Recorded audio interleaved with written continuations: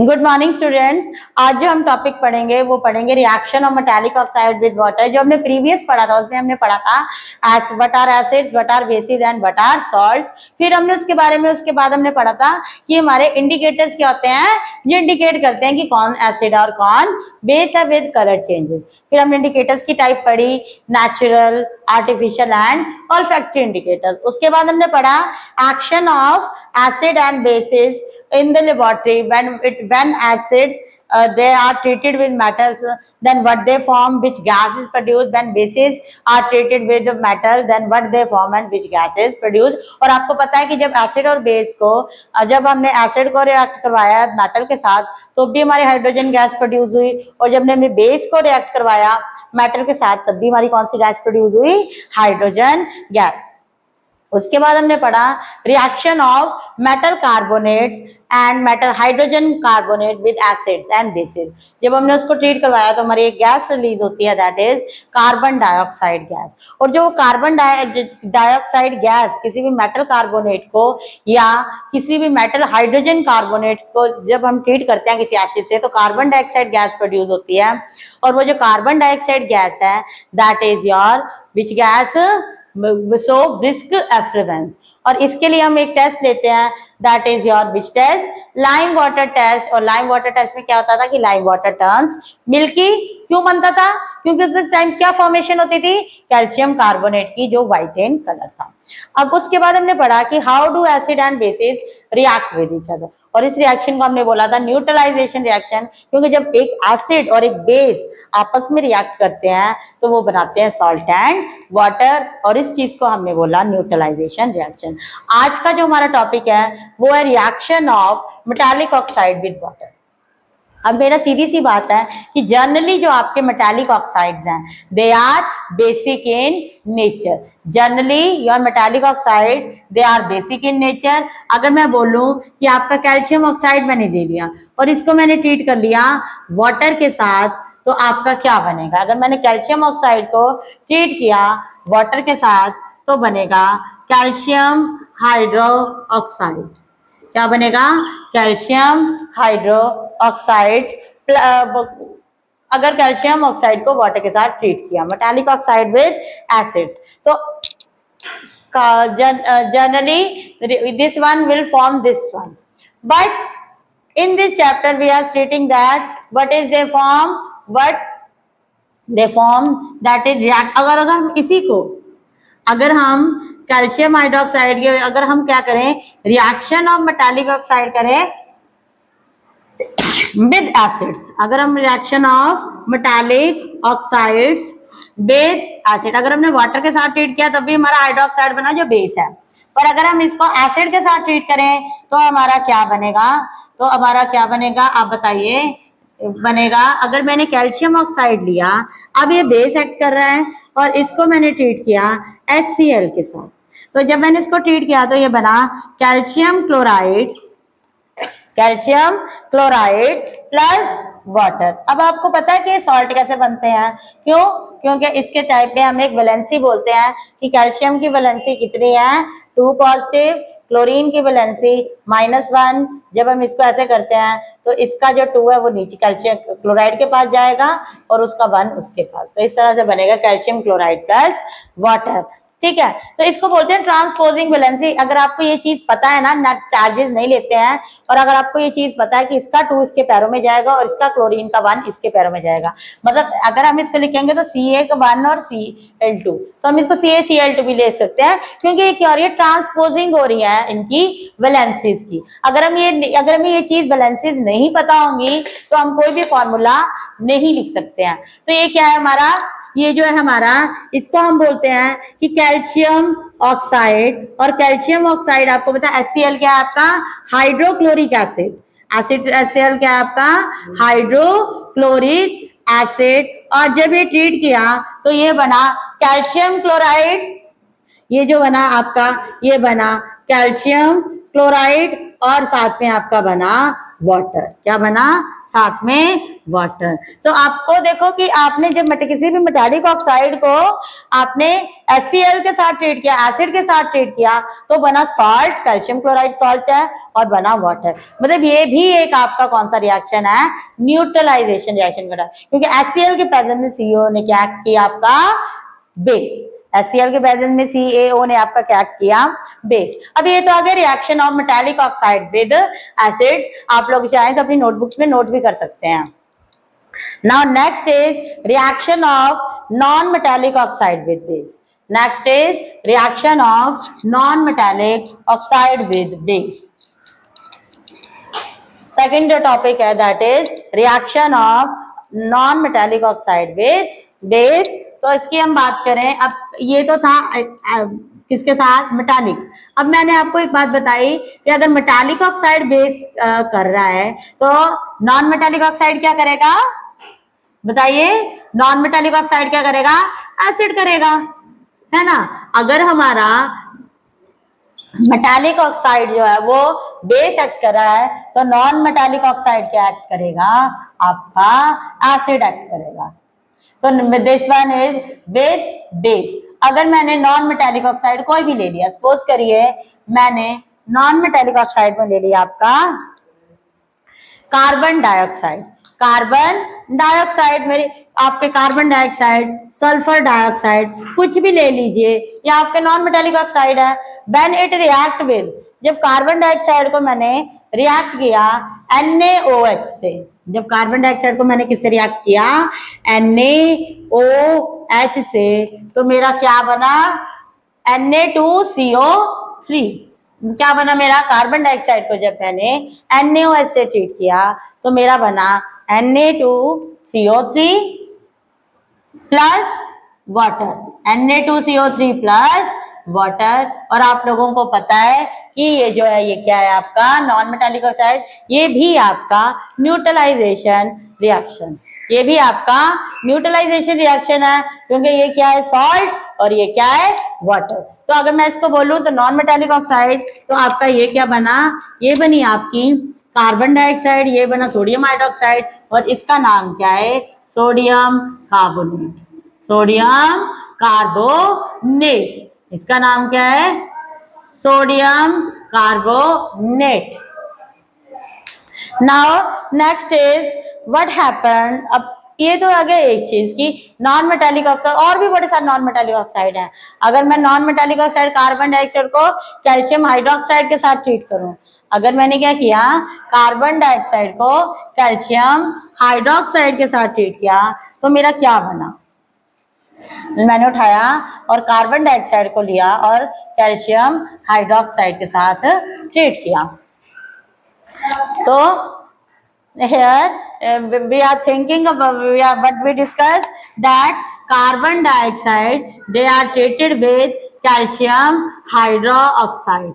If they are treated with a calcium hydroxide, again it will form calcium carbonate plus water. Again it will form calcium carbonate plus water. और ये जो calcium carbonate plus water हमने लिया, that is your again neutralization reaction की तरह, क्योंकि carbon dioxide क्या act कर रहा है, कार्बन डाइऑक्साइड एसिड एक्ट कर रहा है, ये बेस कर रहा है, और ये बना रहा है सॉल्ट एंड वाटर। तो इसका नाम क्या है, इसका नाम है कैल्शियम हाइड्रोक्साइड, इसका नाम है कैल्शियम हाइड्रो ऑक्साइड, और इसका नाम है आपका कैल्शियम कार्बोनेट, कैल्शियम कार्बोनेट, इसका नाम है आपका कैल्शियम कार्बोनेट।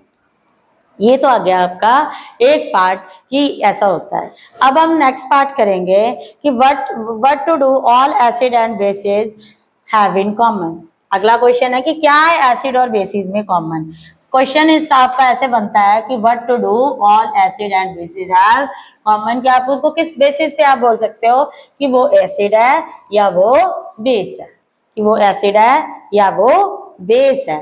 तो question is what to do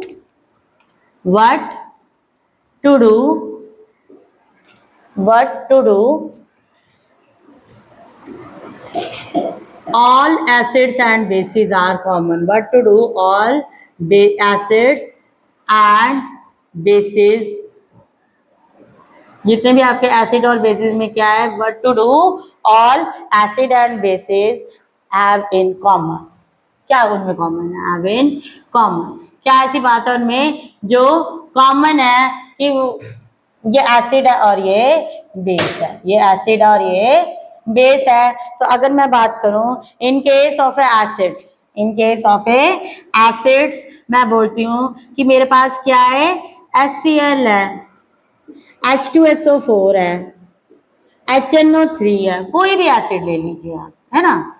तो all acids those are those substances which donate H positive ion, those substances which donate H positive ion, they are called in aqueous solution, in aqueous solution they give H positive ion।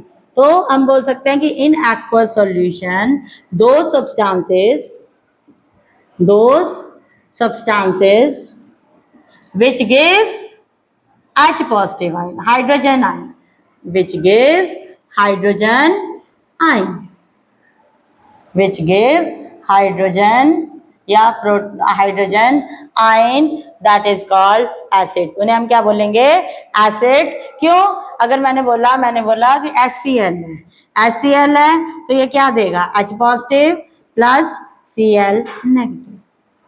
HNO3 है आपका, वो क्या देगा बताइए, H positive plus NO3 negative.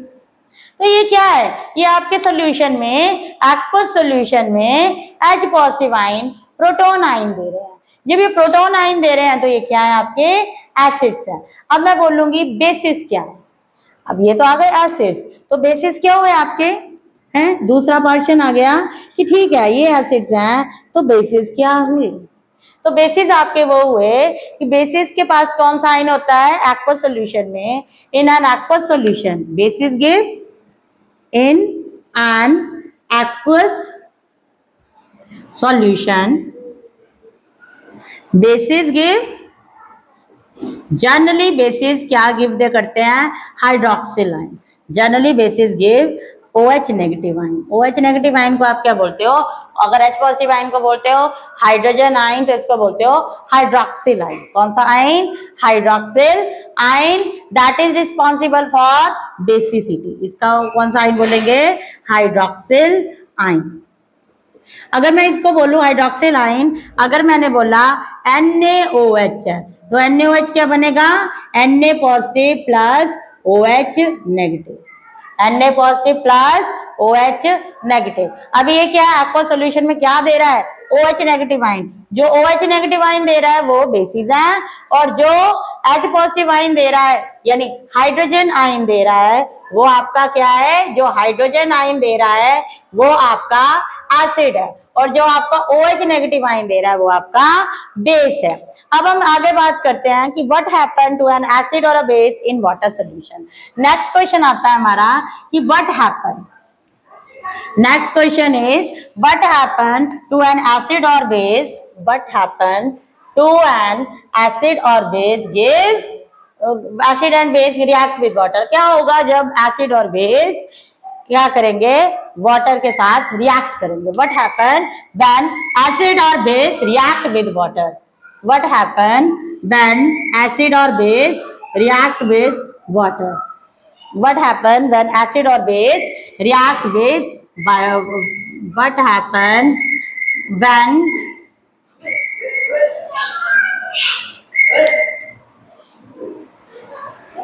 what happen when acid or base, what happen when acid or base react with water, acid और base किसके साथ react करेंगे, water के साथ। what happen when acid और base react with water। तो अब आपको सीधी सी बात बताएं, क्या होगा जब हम एसिड और बेस को वाटर के साथ रिएक्ट करेंगे। When acid react in water, what happen? देखो अब मैंने बोला कि एसिड है, ठीक है, एसिड को मैंने बोला ये डिसोसिएट होता है H positive ion plus OH negative, sorry Cl negative ion से। अब जो है ये जो H पॉजिटिव आयन है अगर ये वाटर के साथ कंबाइन कर जाए अगर ये H पॉजिटिव आयन वाटर के साथ कंबाइन कर जाए तो ये बनाएगा मेरा hydronium ion, H3O positive ion. ये क्या बनाएगा? Hydronium ion. तो those which produces a hydronium ion when H positive react with the water they are producing the hydronium ion। it means क्या बन रहे हैं आपके एसिड, जब एसिड किसके साथ रिएक्ट करा? वाटर के साथ, they will produce which ion? Hydronium ion। and if you know that, if you want to see the structure, अगर आप वैसे आप लोगों के सिलेबस में है नहीं, फिर भी मैं आपको बता देती हूँ इसके स्ट्रक्चर की। तो इसका स्ट्रक्चर ऐसे होता है, वाटर का स्ट्रक्चर ऐसे होता है ना, पर हाइड्रोनियम आयन का स्ट्रक्चर ऐसे होता है। इसमें जो है ये आपके जो आते हैं ये कोवलेंट बॉन्ड आते हैं। ये आपके कौन से बॉन्ड आते हैं? Covalent bond. और ये जो आपका आता है ये कोऑर्डिनेट बॉन्ड आता है। ये इसके बारे में आपको मेरी नेक्स्ट वीडियो में मिल जाएगा, that is what are this coordinate bond. Is that clear? Now ये तो हो गया एसिड, ये आ गया case. What happen when base react with water? तो बेस क्या है? आपको पता है कि when base dissolve in ion water they will produce hydronium ion। तो अगर मैंने NaOH है इसको वाटर की प्रेजेंस में किया तो मेरा बनता है Na positive plus OH negative ion. तो ये क्या प्रोड्यूस करा है? कौन सा आयन प्रोड्यूस करा? Hydroxyl ion. अगर आप एसिड को वाटर में रिएक्ट करवाते हैं तो आपका कौन सा आयन बनता है? Hydronium ion. और अगर आप बेस को वाटर के साथ रिएक्ट कराते हैं तो आपका बनता है हाइड्रोक्सिल आयन। इसी के साथ आपका ये फॉर्म होते हैं एक्वस सॉल्यूशन में। Now next is what are alkalis. अब क्या बोलते हैं कि एल्कलीज क्या होते हैं? Question is what are alkalis. तो व्हाट आर एल्कलीज, क्वेश्चन आपका कि एल्कलीज क्या है? What are alkalis. एल्कलीज हैं क्या? What are alkalis? Alkalis are bases which are soluble in water. Bases which are soluble in water are alkalis. तो alkalis क्या है आपके? Bases which are soluble in water is called alkali। वो basis जो water में soluble हैं उसे हम क्या बोलते हैं? एल्कलीज बोलते हैं। ठीक है, तो अगर हम इसका बेस्ट एग्जांपल दें तो मैं ये बोल सकती हूँ कि आपके NaOH, KOH, आपका कैल्शियम हाइड्रोक्साइड जितने भी हैं आपका मैं बोल दूं NaOH, KOH एक्सेट्रा, ये जो है ये आपके एल्कलीज हैं। ये क्या है? सॉल्युबल इन वाटर है। बट एक स्टेटमेंट हमेशा याद रखना, all alkali are bases but all bases are not alkali. Question है तो ऑल याद रखना इस चीज को, all alkalis are bases, all alkalis are bases but all bases are not alkali, all bases are not alkalis, all bases are not alkalis। तो जितने भी alkalis हैं वो bases हैं but all bases are not alkalis। Example के लिए आपके कुछ alkalis ऐसे भी हैं जो कि है वाटर में सॉल्युबल नहीं है, जैसे कि मैं आपके बोल सकती हूँ जिंक हाइड्रोक्साइड या other iron hydroxides, they are generally insoluble. तो दे वो बेसिस हैं बट वो क्या है आपके? सॉल्युबल नहीं है। ओके, और आपको पता है कि जब एसिड और बेस रिएक्ट करते हैं तो वो क्या बनाते हैं? Salt and water, and the reaction is neutralization reaction. Reaction is neutralization reaction. अब क्वेश्चन आता है कि why acid is added drop wise.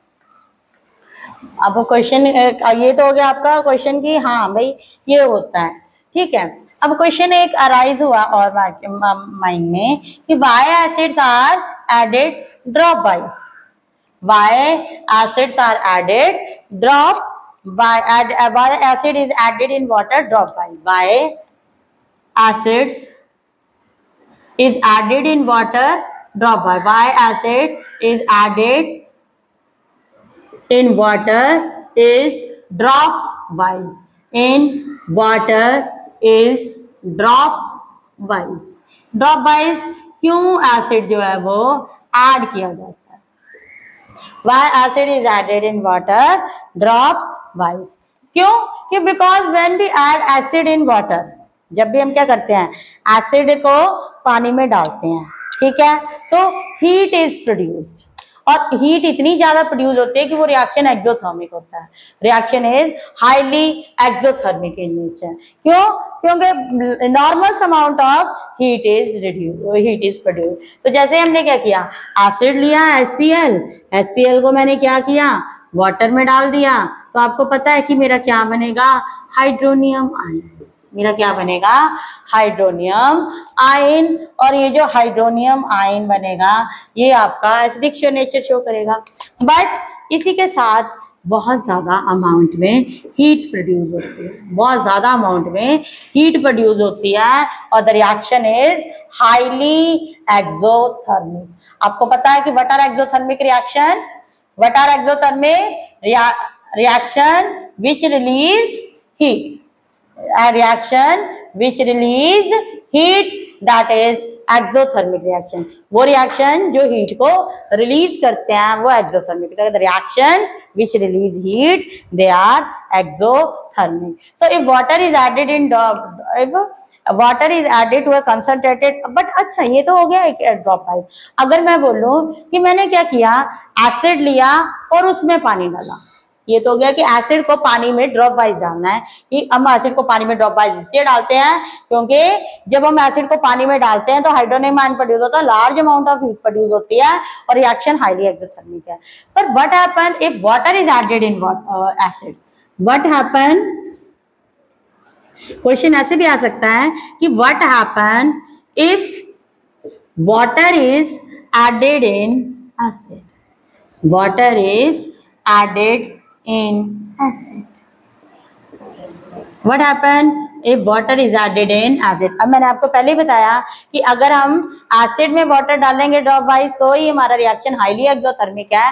पर अगर हम वाटर को सीधा एसिड में ऐड करेंगे, हम अब एसिड को वाटर में नहीं कर रहे डाइल्यूट करने के लिए, अब हम वाटर को एसिड में कर रहे हैं, तो क्या होगा, enormous amount of heat is produced। Reaction आपको पता है कौन सा है, because enormous amount of heat is produced, because enormous होता है बहुत ज्यादा, enormous amount of heat is produced, बहुत ज्यादा अमाउंट की क्या होगी, heat is produced due to कौन सा रिएक्शन, due to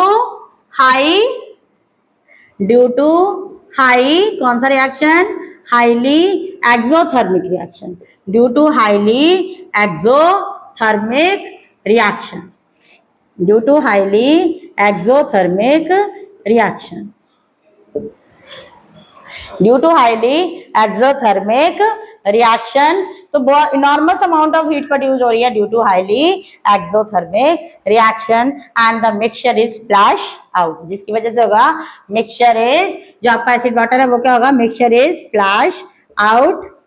so the mixture is splash out and causes burn, and causes burn to skin या anywhere, causes burn to skin, या जहाँ पे भी है वो कॉज कर सकता है, स्किन या causes burning, and causes burn to skin बोल दो या कॉजेज बर्निंग। ठीक है, तो ये तो आपका आ गया ये पॉइंट। अब next is how strong are acid और बेस सोल्यूशन।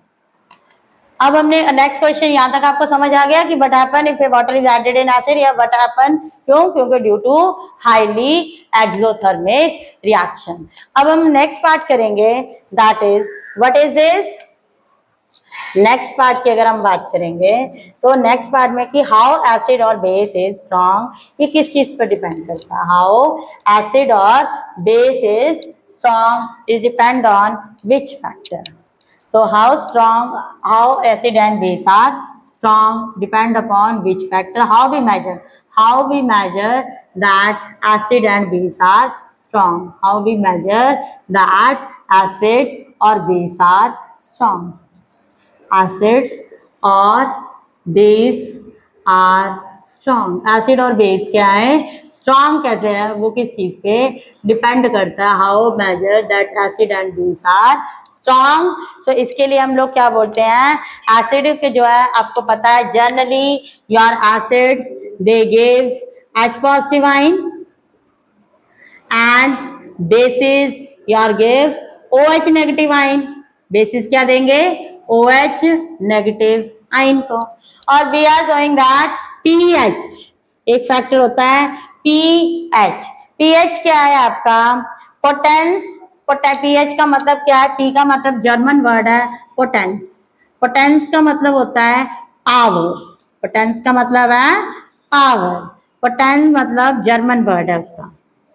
पोटेंस एक जर्मन वर्ड है जिसका मतलब है पावर। और H for concentration of hydronium आइन या हाइड्रोजन आइन। हाइड्रोनियम और हाइड्रोजन आइन आप बोल सकते हो,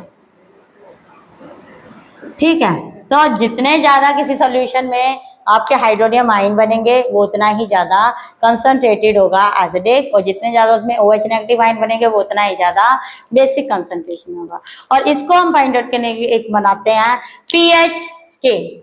अभी इसको क्या बनाते हैं, pH स्केल। और pH स्केल की जो वैल्यू चलती है वो ऐसे चलती है। pH स्केल में इधर तक वैल्यू आती है आपकी 7, यहाँ पे चलती है 1 2 3 4 5 6 7, और यहाँ पे चली 8 9 10 11 12 13 और 14। अगर आपकी 1 to 6 चलती है तो वो होता है आपका एसिडिक इन नेचर, और अगर आपकी 8 to 14 चलती है तो वो होता है आपका बेसिक इन नेचर। अगर आपकी 1 to 6 चलती है तो वो आपका एसिडिक इन नेचर, और अगर आपका 8 to 14 चलता है तो वो आपका है बेसिक इन नेचर। और 7 वैल्यू पे क्या आता है, न्यूट्रल। 7 वैल्यू पे क्या है, न्यूट्रल। अगर pH पेपर आपका इधर से लेकर इधर तक रेड कलर शो करेगा या रेड टू पिंक, बेसिक में आपका कलर शो करेगा ब्लू कलर, बट न्यूट्रल में नो कलर। न्यूट्रल में आपका कोई कलर शो नहीं करेगा। एक तो कलर शो करेगा, दूसरा आपके pH पेपर की वैल्यू से पता लग जाएगा कि सॉल्यूशन एसिडिक है बेसिक। अगर सॉल्यूशन है 1 to 6 तो वो है एसिडिक, अगर सॉल्यूशन है 8 to 14 तो वो है बेसिक, और अगर सब pH की वैल्यू 7 है तो उसका no colour means they are neutral in nature. They are neutral in nature. Is that clear? So next wave is your importance of pH in everyday life. Importance of pH in everyday life. What is the importance of pH in everyday life? अगर आपका pH है तो क्या importance है आपकी pH की everyday life पे, इस टॉपिक के बारे में जो है हम कल पढ़ेंगे। आज हम सिर्फ इतना ही पढ़ेंगे कि next video we will discuss what is the importance of pH in everyday life. Now thank you everyone, thanks for watching my channel.